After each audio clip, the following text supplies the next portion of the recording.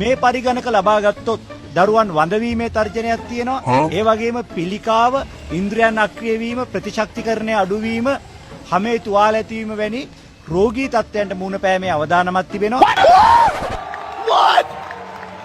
ඔල්මාද බඩුවක්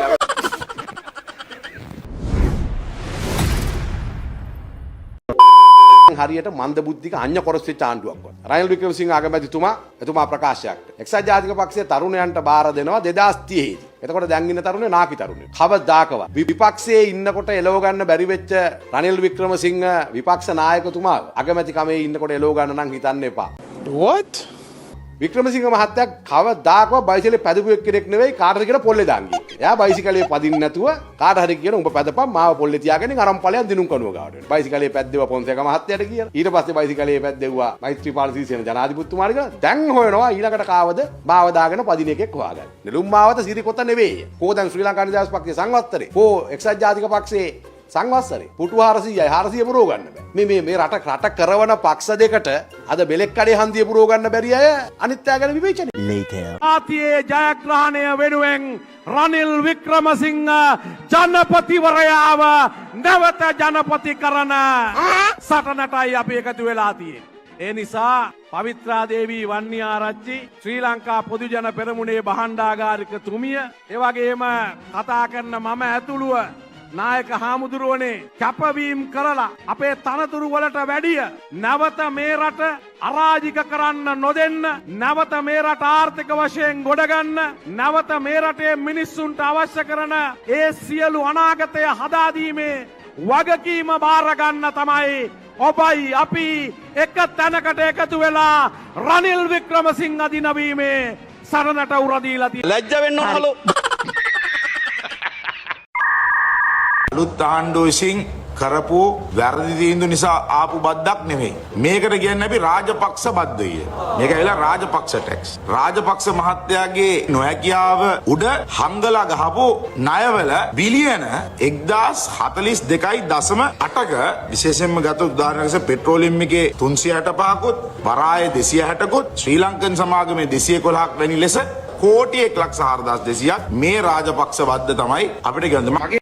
Okay. Let's go. ආසනේ මන් තුන් පාරක්ම පරද්දුපු නිවාසිනි පාලටත් කැමතිකම. ජාතික ලයිස්තුවෙන් ආපු ඩිලාම්පරටත් කැමතිකම. මානවදී තාමරට ගියා. ලක්ෂ්මන් සේනරත්න පරදිලා ඉඳලාත් ඇවිල්ලා මෙතකමක් හම්බ. මොකද්ද මේ වෙන්නේ යන්නේ කියලා අපිට දරා ගන්න බැරි වුණා. මහින්ද රාජපක්ෂ පාද යාත්‍රාවක් පටන් ගියා. මොකටද පාද යාත්‍රාව ගියේ? එතන කෑ ගෑවුවේ එකම දෙයයි.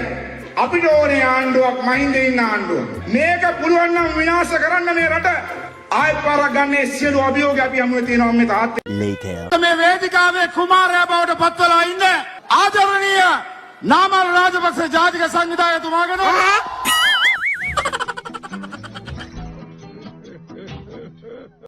Let's go. 20 වෙනකන් තාමත් ඉන්නවා. අවුරුදු 26ක් එක පාරක් ජනාධිපති ඕනේ නැහැ. එක පාරක් හරියට අගමැතිකම හම්බුනාම මුළු කාලේ හිටියේනේ. මගේ දුව මේ අවුරුද්දේ ඕලිවල් ලියන. මම 94 ඕලිවල් ලියනකොට රනිල් වික්‍රමසිංහ නායකයා කියපන්කෝ. කොහොමද අපි මේ බලවේගයක් නොහදා යන්නේ? මම මෙදා පාර ඔබතුමාලට පුංචි අනාවැකියක් කියනවා. තව දින 5කින් ලක්ෂ 60කට වඩා ඡන්ද අරගෙන දිනන්නේ ඔබේ රනිල් වික්‍රමසිංහ මයි කියන එක මේ අවස්ථාවේදී ප්‍රකාශ කරන්නට ඕනේ. කරු දෙමව්පියනේ, රාසෙන් මුළු ලංකාවම, රාසෙන් මේ මුළු රටම මේ මොහොතේ ඉන්න රනිල් එක්ක කියන එක පැහැදිලිව අද වෙනකොට සමීක්ෂණ සියල්ලංගෙම ඔප්පු වෙලා අවසන් කියන එක මතක තියාගන්න. අම්මාගේ රෙද්ද කවුරුත් කියන්නේ මම කරපු හැටි මෙහි. සුවකොළ නොහැකි දැඩි රෝගාබාධ වලින් පෙළෙන්නන්ට රුපියල් 3000ක් වටිනා ආහාර මල්ලක් දෙන්නයි මෙතුමා එන්නේ. මඩ ගහන්න පලි ගන්න නෙවෙයි. වියලි ආහාර මල්ල හාල් පරිප්පු හාල් මැස්සු කරවල ලුණු වියලි මිරිස් සීනි මාසික ජල බිල් පොත සදා 15% සහනයක් දෙනවා. මාසික විදුලි පරිභෝජනය ඒකක 30ට අඩු බිල්පතට 125ක සහනයක් දෙනවා. මාසයකට එක ගෑස් සිලින්ඩරයක් සඳහා රුපියල් 100ක සහනයක් දෙනවා. රූපවාහිනී යන්ත්‍රයක් ගෑස් ලිපක් සහ රයිස් කුකරයක් 125ක අඩු මිලට දෙනවා. දුරකථන බිලට ගහන බදු වලින් 150ක් අඩු කරනවා. භූමි තෙල් සහනාධාරය ඉහළට යවනවා. අඩු ආදායම් ලාභී පවුල් වල ගැබිණි මව්වරුන්ට ගර්භණී කාලය තුල රුපියල් 2000ක මාසික දීමනාවක් දෙනවා. අවුරුද්දකට පාසල් නිල ඇඳුම් කට්ටල 2යි.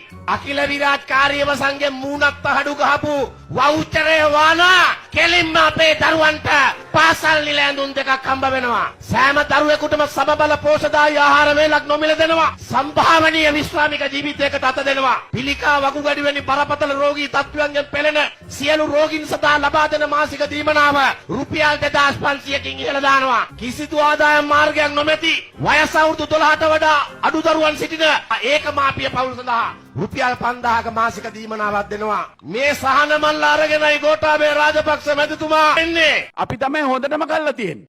අම්මගේ රෙද්ද later Rattala මේකක සතෙක් අය. බතරක සතෙක් පරේ. තෝ පරේකෝ. පායක පරේ. මම තනියෙන් ඉන්නේ. මම තනියෙන් ඉන්නේ පර බල්ලා. සත්පිලි බේන්ති උඩ තෝර.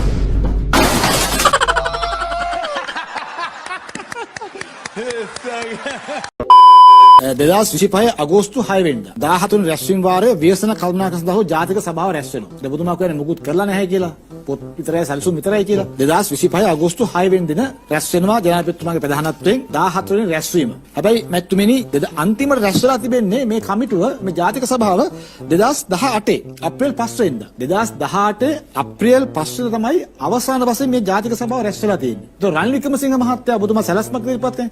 රනිල් වික්‍රමසිංහ මහත්තයාගේ කාලෙත් අඩුතරයි මේ ජාතික සභාව රැස් වෙලා නැහැ. ආරම්භ කරන්නේ 2005 දී 2005 මනාද ව්‍යසන අන්ත 13 කල්පනා කරන පනත යටතේ මේක සාමාන්‍යයෙන් අවුරුද්දට 3 වතාවක් රැස් වෙ කිව්වේ කියලා මේ පනතේ තියෙනවා. නමුත් 14 වෙනි වරට තමයි අවසාන වශයෙන් අගෝස්තු 6 වෙනිදා රැස් වෙන්නේ. ඔබතුමා කියන සැලැස්ම හදන රනිල් වික්‍රමසිංහ මහත්තයාත් රැස් නැහැ. එතනදී තමයි නැති හින්දා තමයි මෙතනදී සාකච්ඡා කරන්නේ ලේකම්වරයෙක් පත් කරගන්න, කාර්යාලයක් පත් කරගන්න සහ ඒ වගේම අවශ්‍ය කරන සැලැස්ම සකස් කරන්න තීන්දුව කරන්නේ අගෝස්තු 6 වෙනිදා රැස් වුණු ඒ ජාතික සභාවේ. රනිල් වික්‍රමසිංහ නීතියක් තිබ්බට හරියන්නේ නැහැ. නීතිය ක්‍රියාත්මක කරන ක්‍රමවේදයක් එපානේ.